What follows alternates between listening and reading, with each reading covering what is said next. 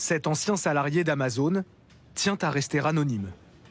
Il vient d'être licencié après des années passées à ranger en rayon les articles destinés à la vente, comme sur ces images d'archives. Son employeur lui reproche d'avoir quitté sa zone de travail en emportant des produits avec lui. Pas pour les dérober, mais pour les scanner à distance. Scanner 2 ou 3 colis tout en allant fumer ou aux toilettes permet de garder un rythme régulier et donc, en théorie, de rendre ces temps de pause indécelables par les managers. L'astuce est assez répandue dans l'entrepôt, mais strictement interdite par l'entreprise. À ce moment-là, apparemment, le manager serait venu dans mon allée. Moi, j'y étais pas. De 16h52 à 17h, j'étais pas dans mon allée. Moi, j'ai expliqué que j'étais aux toilettes. Le RH me dit que c'est une fraude. Scanner un produit en dehors de son couloir est en effet un contournement de la règle. Mais ce qui interroge, c'est la méthode employée par l'entreprise pour s'en rendre compte. Elle suit et enregistre chaque opération en temps réel. Quand tu arrives en mise en stock, tu as ton scan et tu scannes ton badge. Ton badge, il y a un code barre. Les chefs, les managers, sur leur PC, c'est tracé, du coup, ils savent où on se trouve. À quelle minute, à quelle seconde on se trouve. Et ils te montrent sur le PC, là, de 18h15 à 18h25, tu as été en temps d'arrêt, est-ce que tu peux m'expliquer ? Tu as l'impression toujours d'être suivi au boulot, toujours un peu la boule au ventre.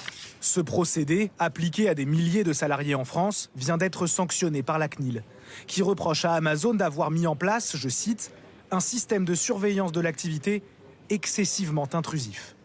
Le gendarme de la vie privée inflige une amende record au géant du commerce en ligne, 32 millions d'euros. Amazon a fait appel de cette décision devant le Conseil d'État. L'entreprise a refusé notre demande d'interview, mais un porte-parole nous précise, par mail: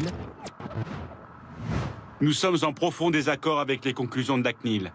L'utilisation de systèmes de gestion d'entrepôt est une pratique courante du secteur pour assurer le suivi des stocks et le traitement des colis dans les délais, conformément aux attentes des clients. Qu'il s'agisse de scanners, de badgeuses, de caméras ou de logiciels en tout genre, aujourd'hui, près de 7 entreprises sur 10 utilisent des outils de surveillance des salariés. 3 fois plus qu'avant le Covid. Le plus souvent, personne n'y prête attention. Mais certains cas finissent au tribunal, comme celui de cet ancien chauffeur d'une société de transport. Son employeur lui avait fourni un véhicule de fonction en précisant 2 choses. D'abord, qu'il n'était pas autorisé à l'utiliser en dehors de ses heures de travail, mais surtout, ce détail important. Ce véhicule était géolocalisé et dans le courant de l'année, j'ai peut-être utilisé mon véhicule 2 ou 3 fois à des fins personnelles. Pour moi, c'était pas quelque chose de très grave. Ils m'ont dit non, on vous a dit qu'il fallait pas l'utiliser, donc ils m'ont pas laissé le choix. Ils m'ont dit on vous licencie, quoi. Enfin, voilà. Une entreprise peut géolocaliser ses véhicules, à condition que les employés soient avertis. C'est légal. Mais ici, les prud'hommes ont donné raison aux salariés, considérant qu'il est interdit de contrôler sans raison en dehors du temps de travail. Bref, à chaque règle, son exception, sa jurisprudence. Alors pour y voir clair, nous avons posé à la CNIL la question que tout le monde se pose. Nos employeurs ont-ils, oui ou non, le droit de nous surveiller ? Un employeur est tout à fait légitime à contrôler l'activité de son salarié. C'est-à-dire que vous êtes payé pour accomplir une prestation, donc il est normal que celui qui vous paye puisse contrôler. Après, toute la question, c'est la proportionnalité de ce contrôle. Donc pourquoi je mets en place ce dispositif ? Est-ce que c'est pour vous surveiller, vous nuire, ou est-ce que c'est au contraire pour assurer votre sécurité ? Il faut toujours que ce contrôle ait une limite, et le Code du travail notamment le rappelle. Prenons un exemple, les caméras de surveillance. Elles sont autorisées pour sécuriser les biens à l'entrée d'une pièce, à la sortie d'un étage ou aux issues de secours.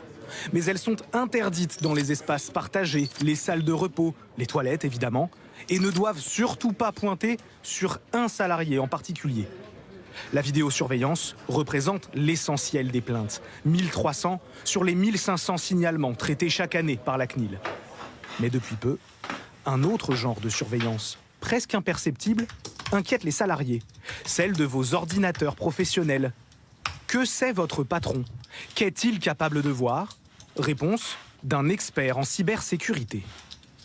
On peut prendre l'exemple de celui du marketing et de la communication et on va pouvoir ensuite rentrer dans le détail. Ça peut être les messages envoyés, les sites consultés. Si vous allez sur votre messagerie personnelle et que vous téléchargez par exemple des fichiers ou si vous consultez des sites par exemple pornographiques, eh bien ceci est enregistré dans la machine. Celui qui gère votre ordinateur peut voir l'intégralité de ce que vous faites.